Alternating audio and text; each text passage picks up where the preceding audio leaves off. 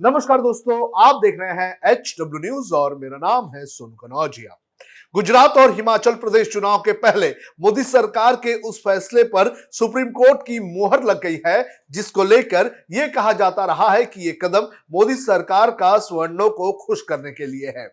क्या है ये पूरा मामला, ये मैं आपको एक एक करके बताता हूं, लेकिन उसके पहले मैं आपसे अपील करना चाहूंगा कि आप इस वीडियो को बड़े पैमाने पर शेयर करें, साथ ही कमेंट करके इस पूरे मामले पर अपनी राय हमें जरूर साझा करें।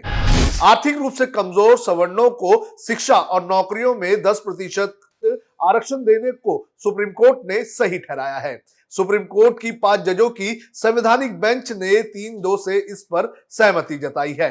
चीफ जस्टिस यूयू ललित और जस्टिस रविंद्र भट्ट ने इस पर असहमति जताई। इसके अलावा जस्टिस दिनेश माहेश्वरी, जस्टिस बेला त्रिवेदी और जस्टिस JB पारदीवाला ने इसके पक्ष में फैसला सुनाया। सहमत रहे तीनों जजों ने कहा कि EWS आरक्षण के सरकार के फैसले को संवैधानिक ढांचे का उल्लंघन नहीं माना जा सकता है।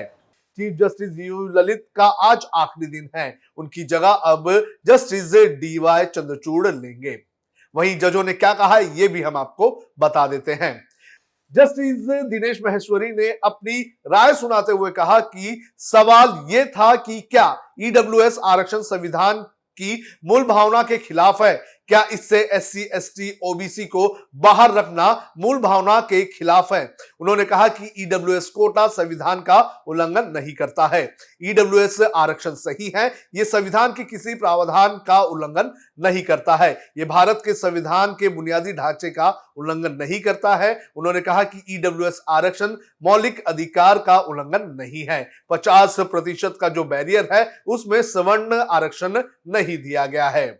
वहीं जस्टिस बेला त्रिवेदी ने कहा कि मैं जस्टिस दिनेश माहेश्वरी से सहमत हूं और यह मानती हूं कि EWS आरक्षण मूल ढांचे का उल्लंघन नहीं है और ना ही ये किसी तरह का पक्षपात है। ये बदलाव आर्थिक रूप से कमजोर तबके को मदद पहुंचाने के तौर पर ही देखा जाना चाहिए, इसे अनुचित नहीं कहा जा सकता है।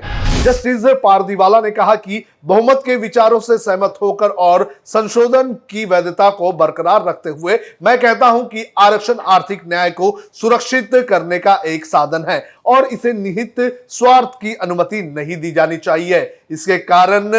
इस कारण को मिटाने की ये कवायद आजादी के बाद शुरू हुई और अब भी जारी है। जस्टिस पारदीवाला ने कहा कि आरक्षण कोई अंतिम सीमा रेखा नहीं है, ये तो शुरुआत है सबको समान बनाने की।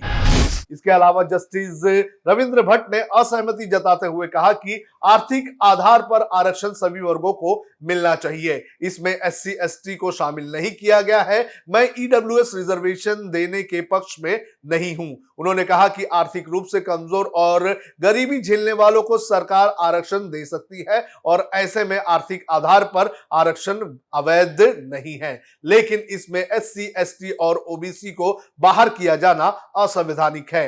मैं यहां विवेकानंद जी की बात याद दिलाना चाहूंगा कि भाईचारे का मकसद समाज के हर सदस्य की चेतना को जगाना है। ऐसी प्रगति बंटवारे से नहीं बल्कि एकता से हासिल की जा सकती है। ऐसे में EWS आरक्षण केवल भेदभाव और पक्षपात है, ये समानता की भावना को खत्म करता है। ऐसे में मैं EWS के आरक्षण को गलत ठहराता हूं।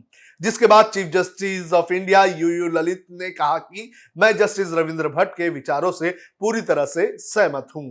वहीं सरकार की तरफ से पेश हुए तत्कालीन अटॉर्नी जनरल के वेणुगोपाल ने सुनवाई के दौरान कहा था कि आरक्षण के 50% बैरियर को सरकार ने नहीं तोड़ा है।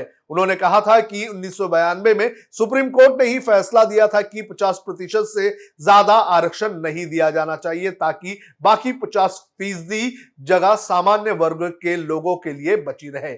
यह आरक्षण 50% में आने वाले सामान्य वर्ग के लोगों के लिए ही है, ये बाकी के 50% वालों को नहीं डिस्टर्ब करता है। वहीं DMK के वकीलों ने दलील दी थी कि सवर्णों को आरक्षण देना संविधान के सीने में छुरा घोंपने जैसा है। अब बात करते हैं मामले की।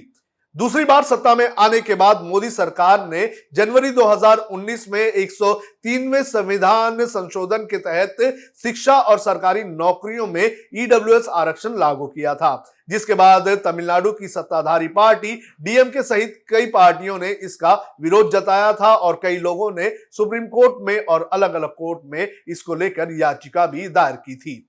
इस मामले की अगर बात करें तो बेंच ने इस मामले की सुनवाई लगभग 6 से 7 दिन तक की है, जिसके बाद 27 सितंबर को फैसले को सुरक्षित रख लिया गया था। सीजेआई यूयू ललित 8 नवंबर यानी कि कल रिटायर्ड हो रहे हैं। इसके पहले 5 अगस्त 2020 को तत्कालीन सीजेआई एसए बोबडे की अध्यक्षता वाली 3 जजों की बेंच ने मामले को संविधान पीठ को सौंप दिया था। सीजेआई यूयू ललित की अध्यक्षता वाली बेंच ने कुछ अन्य मामलों के साथ इस केस की भी सुनवाई की है। 8 जनवरी 2019 की रात लोकसभा में इस संशोधन को मोदी सरकार लेकर आई थी, जिसके पक्ष में 323 वोट पड़े थे और 3 वोट इसके विरोध में पड़े थे। डीएमके, लेफ्ट और आरजेडी जैसी पार्टियों ने उस वक्त वॉकआउट कर दिया था। इसके बाद 10 जनवरी 2019 को इसे राज्यसभा में लाया गया था और 165 वोट इसके पक्ष में पड़े थे और 7 सांसदों ने इसका विरोध किया था और बाकी लोगों ने वॉकआउट भी किया था। और 31 जनवरी 2019 को केंद्र सरकार की तरफ से नोटिफिकेशन जारी कर इसे कार्मिक और प्रशिक्षण विभाग में लागू कर दिया गया था। जब ये नोटिफिकेशन जारी किया गया था उसके बाद देश के अलग अलग कोर्ट्स में भी इस मामले पर याचिका दायर की गई थी और सुप्रीम कोर्ट में भी इसको लेकर याचिका दायर हुई थी, जिस पर फैसला सुनाते हुए आज 3 जजों के बहुमत से इस आरक्षण को पास कर दिया गया है। इस पूरे मामले पर आपका क्या कहना है? आप अपनी राय हमें कमेंट करके जरूर बताएं। अब खबरें पाइए सबसे पहले हमारे मोबाइल न्यूज एप्लीकेशन पर। एंड्रॉइड या iOS प्लेटफॉर्म पर जाइए, HW न्यूज नेटवर्क को सर्च कीजिए, डाउनलोड कीजिए और अपनी सुविधानुसार भाषा का चयन कीजिए। खबरों की भीड़ में अपने काम की खबर पाते रहिए।